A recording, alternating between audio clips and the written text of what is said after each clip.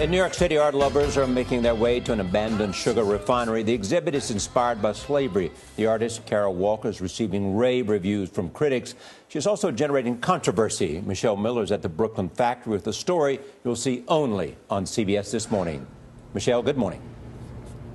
Good morning. When Creative Time, a public art organization, decided to place an exhibit inside the Domino Sugar Refinery, it tapped artist Kara Walker. When she saw this 30,000 square foot space, she decided to reach into the building's past. That reach has been a provocative one.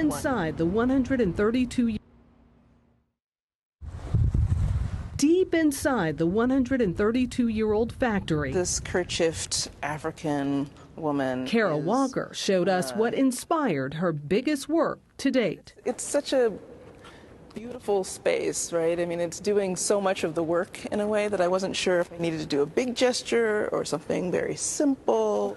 We know which way you went. Yeah, we know now. Surrounded by melting molasses figurines of child slaves is the centerpiece, a giant sphinx, 35 feet tall, 75 feet long, coated with 40 tons of pure white sugar.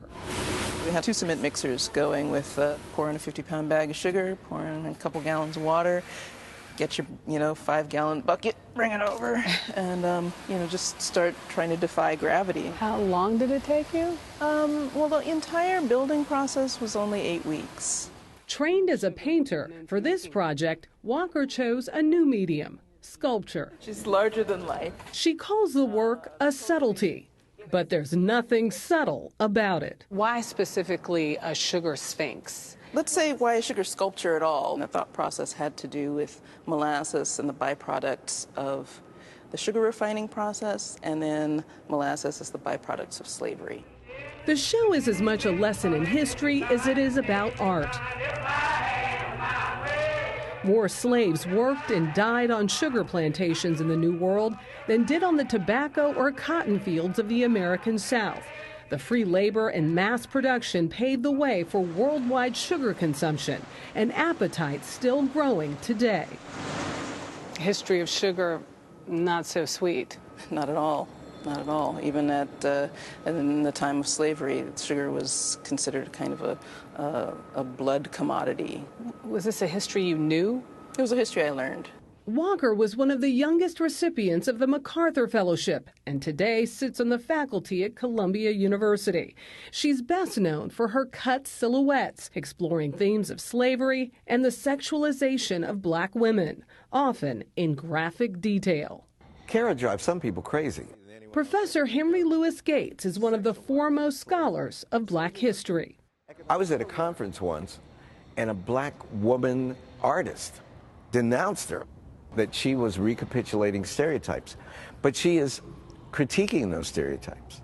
What does it say about an artist that walks that line? To me, it says that as a person, she has tremendous courage. Many people, like me, think that she's a genius. She has to grab us by our shoulders and shake us. And how does Kara do that?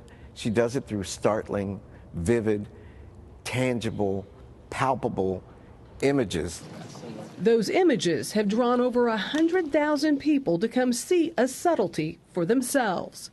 It was incredibly powerful and pretty overwhelming. Among them, Alice Twemlow. Sugar, obesity, race, poverty. These things are all still in play. Does her work allow people to have a conversation they wouldn't be having? Tens of thousands of people know about the role of sugar in the slave trade precisely because of Kara Walker.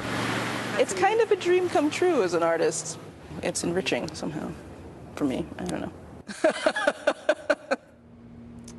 Well, the Domino Sugar Company donated 80 tons of sugar to this project. The exhibit will close this weekend. The work will be dismantled and recycled ahead of the demolition of this entire facility next week. Gail?